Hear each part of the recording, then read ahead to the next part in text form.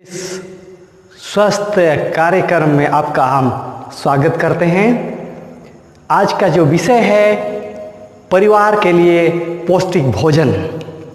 परिवार के लिए पौष्टिक भोजन ये हमारे जीवन में बहुत ही ज़रूरी है और ये विशेष चीज़ है जिसके विषय में आज के भाग दौड़ जिंदगी में हमारे जीवन के लिए सबसे ज़रूरत है।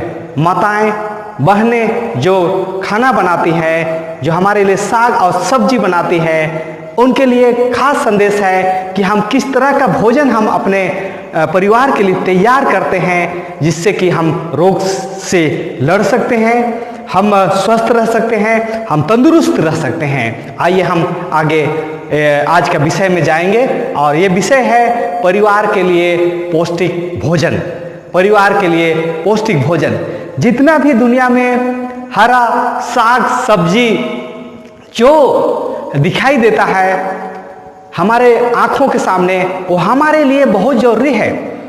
इन सारे साग सब्जी जो परमेश्वर ने हमारे लिए बनाया, ईश्वर ने हमारे लिए बनाया है और अलग अलग मौसम में अलग अलग सीजन में ये खेत में तैयार होता है और ये चीज़ जो हमारे लिए बहुत महत्वपूर्ण है क्योंकि अलग अलग मौसम में अलग अलग बीमारियां आते हैं जिससे लड़ने का ताकत और शक्ति प्रदान करता है। हमें जब इन सारे चीज़ों को सीखने के लिए समझने के लिए हमें समय देना चाहिए। और हमेशा गांव में जब हम रहते थे तब हम देखते थे कि बहुत अधिक लोग केवल आलू खाते रहते हैं।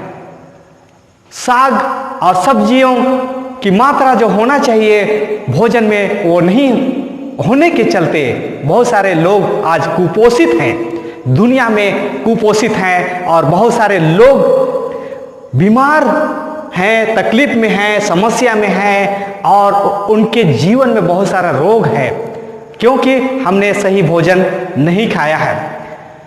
पौष्टिक आहार हमारे शरीर के लिए बहुत ज़रूरी है।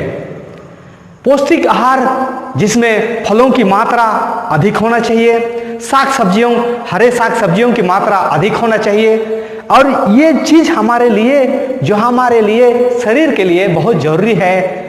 इस भोजन को जब हम खाएंगे हमारे शरीर के जो ताकत है, जो सुरक्षा प्रणाली है वो मजबूत होगा और तंदुरुस्त रहेंगे और किसी तरह का बीमारी हमारे शरीर में नहीं होगा। लेकिन आज दुख की बात है, हम साग सब्जियों से अपना आहार प्राप्त करना चाहिए लेकिन हम आज जानवरों को मारते हैं और उनके द्वारा हम अपना आहार प्राप्त करते हैं। ये बिल्कुल सही नहीं है। जब आदि में मानव का सृष्टि हुआ, ईश्वर हमारे लिए मांस खाने के लिए हमें नहीं बनाया था। हमारे जो दांत बने हुए हैं ये साग और सब्जी खाने के लायक हैं और इनका जो बनावट है ये शाकाहारी है। हमारे पास जो शरीर में जितने चीज़ें हैं परमेश्वर आपने इच्छा के अनुसार बनाया और मनुष्य को शाकाहारी बनाया, लेकिन आज हम मांस खाते हैं। मांस जो जानवरों से प्राप्त होता है और जानवर इस मांस को तैयार करने के लिए दिन भर खेतों में चरते हैं। दूध जानवर से प्राप्त होता है।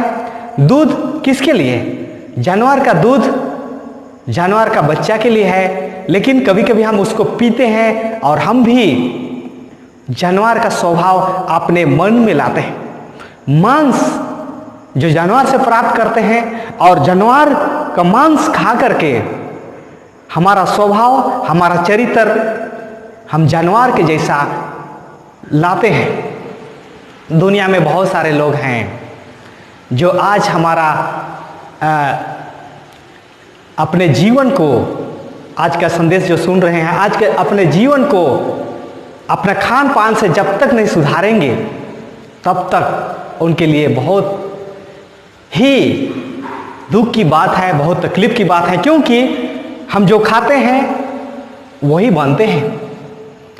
हमारा भोजन हमारा विचार बनाता है, हमारा भोजन हमारा स्वभाव का निर्माण करता है। जैसा खाएंगे वैसे ही बनेंगे। सचमुच में मांस हमारे लिए बहुत महंगा है, इसके लिए बहुत सारा पैसा और रकम खर्च करना पड़ता है। लेकिन जब हम साग और सब्जियां जब हम खाएंगे, जब इसको हम इकट्ठा करेंगे, इसके लिए कोई मूल्य देना नहीं पड़ता है। हमारे घर के अगल बगल ही बहुत सारा साग और सब्जियां हमें मिल जाता है। आप जानते हैं जानवर अपने शरीर की देखभाल करने के लिए, अपने शरीर अपने जीवन को आगे बढ़ाने के लिए दिन भर वो खेतों में चरता है और उसको क्या करते हैं, हम मारते हैं और हम खाते हैं। और जानवर में भी आज बहुत सारा रोगों का कीटाणु बहुत अधिक हो रहा है। और जब हम खाते हैं इसको, तब हमारा स्वास्थ्य के लिए जो अच्छा होना चाहिए वो अच्छा नहीं हो पाता है, स्वास्थ्य के लिए अच्छा नहीं है। जानवर का जो मीट, जो मांस जो पकाते हैं, कई घंटे पकाने के बाद भी वो उसका कीटाणु, जो उसमें कीटाणु है, वो मरता नहीं है। हम क्या खाएं? जब आपके थाली में हम जब देखते हैं, यहाँ पर आप देखेंगे कि हरा साग सब्जी यहाँ दिखाई ही नहीं देता है। हमारे भोजन में हमेशा हरी साग सब्जियाँ होना चाहिए। हम क्या खाएं? मटर, बीन्स, दलहन और तरह तरह के प्रोटीन युक्त जो अनाज है उसको खाना चाहिए। बादाम, दलहन, मक्का, चावल, सब तरह का मिश्रित भोजन हमारे जीवन के लिए अति लाभदायक है। सब्जी और फल हमारे जीवन के लिए महत्वपूर्ण है। जितने भी लाल, हरे, भूरे और तरह तरह के फल फूल, साग सब्जियां, ये हमारे शरीर के लिए बहुत जरूरत है, बहुत निहायती आवश्यक है। और इसको खाने से पहले सोचना है कि हम को क्या क्या नहीं खाना है, क्या क्या खाना है जो हमारे शरीर के लिए लाभदायक है। हम जब खेतों में काम करते हैं, हमें शक्ति का जरूरत होता है। और ये शक्ति कहाँ से हमें प्राप्त होती है? ये भोजन से। जब हम अच्छा नहीं खाएंगे, हम काम नहीं कर सकेंगे, हम थक जाएंगे, हम जल्दी ही उदास, निराश हो जाएंगे। लेकिन जब हम अच्छा खाएंगे, हम तंदुरुस्त रहेंगे। जब मनुष्य का भोजन अधिकतर पौधों से होगा, तब वह अधिक ताकतवर और स्वस्थ होगा। जब मनुष्य का भोजन अधिकतर पौधों से होगा, तब वह अधिक ताकतवर और स्वस्थ होगा। और यहाँ पर देख सकते हैं जितने भी साग सब्जी हैं, जितना भी साग सब्जियां हैं, हरे, लाल, पीले, भूरे, ये परमेश्वर हमें दिया है ताकि हम इस शरीर की देखभाल कर सकें। क्योंकि ईश्वर हमें एक शरीर दिया है, ये ईश्वर का मंदिर है। जब हम अच्छा खाएंगे, ये शरीर को हम तंदुरुस्त रख पाएंगे। लेकिन अच्छा नहीं खाएंगे, हमारा भोजन सही नहीं होगा, हमारा शरीर सही नहीं रहेगा और जितने भी रोग से लड़ने का क्षमता जो होना चाहिए वो नहीं हो पाएगा। और इसीलिए हमारे भोजन भी हमें हर एक समय पौष्टिक आहार पर ध्यान देना चाहिए। जिस तरह से लाल, पीले, हरे, भूरे जितने तरह के फल फूल हैं, अलग अलग मौसम में, अलग अलग सीजन में प्राप्त होता है, ये उस समय के लिए लाभदायक है। क्योंकि उस समय में जिस रोग का प्रकोप होने वाला है, उससे क्या करता है, ये बचाता है। और इस समय जो भोजन हम इससे प्राप्त करते हैं, जो आहार प्राप्त करते हैं, उसमें क्या क्या मिलता है? कार्बोहाइड्रेट, प्रोटीन, विटामिन, मिनरल इत्यादि इसे प्राप्त करते हैं। लेकिन अधिकतर हम भोजन में क्या लेते हैं? केवल चावल और किसी तरह का राजमा या कुछ होता है ऐसा। लेकिन इसमें हरा साग सब्जी भी हमें क्या करना चाहिए? सम्मिलित करना चाहिए। हरा साग सब्जी भी इसमें सम्मिलित करना चाहिए। अधिकतर गर्भवती महिलाएं, उनको ध्यान देना चाहिए कि उन्हें हमेशा पेट में पल रहा है उस शिशु के लिए प्रोटीन का ज़रूरत होता है, कार्बोहाइड्रेट का ज़रूरत होता है, मिनरल का ज़रूरत होता है। और इसके लिए जब वो खाती है उस समय उनका भोजन में हरा साग सब्जी का समावेश होना बहुत ज़रूरी है। यदि उसमें हरा साग सब्जी साथ में नहीं लेती है तो जो शिशु उनके पेट में जो पल रहा है वो अपंग पैदा होगा, वो कमज़ोर पैदा होगा, दिमागी तौर से, मानसिक, शारीरिक और आत्मिक तौर से वो कमज़ोर होगा। और इसीलिए मेरे प्रिय माताएं, आपसे मेरा निवेदन है कि आप जब भोजन खाते हैं आप अपना खान पान जरूर आप ध्यान दें, जरूर आपका भोजन पौष्टिक होना चाहिए। दूध पिलाती महिलाएं हमेशा ध्यान दें कि जब वे खाते हैं तो उनका खान पान में अधिकतर साग सब्जी होना चाहिए, क्योंकि जो माँ खाती है उसी से बालक के लिए दूध का निर्माण होता है। बालक का भोजन माँ का दूध से मिलता है। और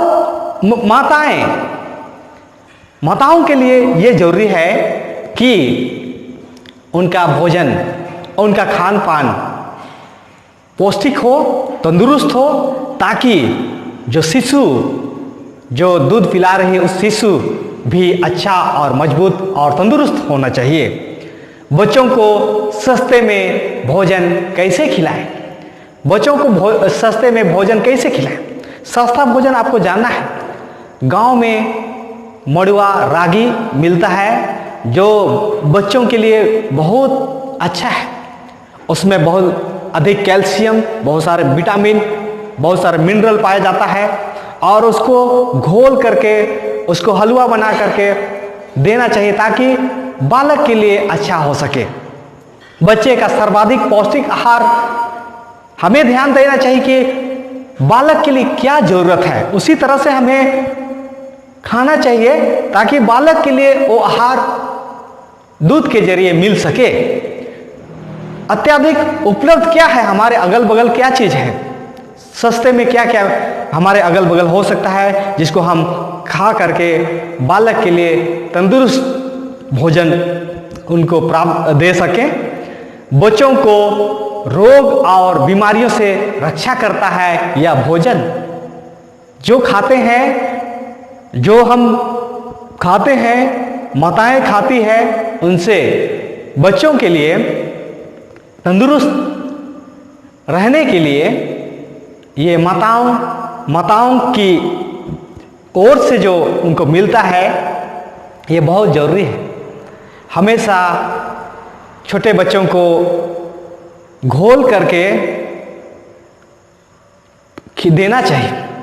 भूंज ले और उसको घोल ले और चम्मच के द्वारा उसको तरल भोजन देना चाहिए ताकि बालक तंदुरुस्त रहे, मजबूत हो।